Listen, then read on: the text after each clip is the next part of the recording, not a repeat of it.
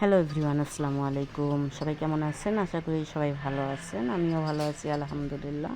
তো আজকের রেসিপিটা হচ্ছে আলু দিয়ে মাংস রান্না আর কি। সেজন্য আমি এখানে শুরুতেই মশলা, জিরা বাটা, গরম মশলা, তারপর আদা রসুন বাটা, এগুলো ভালো করে ভুনিয়ে নেওয়ার পর এখানে আলুটা আগেই ছেড়ে দিই, কারণ আলুটাকে একটু ভালো করে মাখা মাখা করে নেওয়ার পর যেহেতু আমি এটা প্রেশার কুকারে রান্নাটা বসাই দিয়েছিলাম, মানে প্রেশারে রান্না হবে।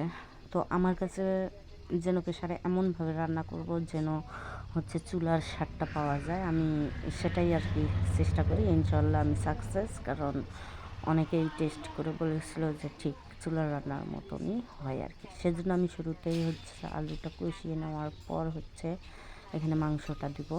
দেওয়ার পর 3-4টা শীষ দেওয়ার পর আমি এটাকে চুলায় আবারও জাল দিয়ে নেব। জাল দেওয়ার পর ওখানে আমি আমার স্পেশাল যে গুঁড়ো মশলাটা আছে সেটা ইউজ করে তারপর পরিবেশন করি। তো এভাবে রান্না করলে কিন্তু রান্নাটা ঠিক চুলার রান্নার মতো লাগে। তো এখন আমি এখানে মাংসটা দিয়ে দেবো। আমার এখানে 1/2 কেজি মাংস আর কি, গরুর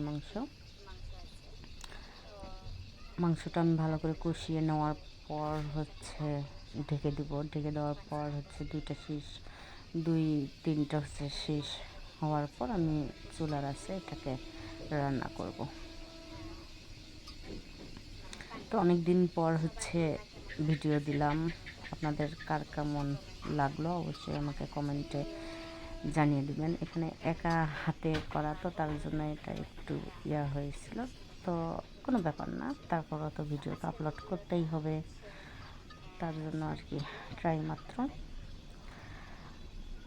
ভিডিওটা কেমন লাগলো অবশ্যই আমাকে জানাবেন। ধন্যবাদ, সবাই ভালো থাকবেন। আল্লাহ।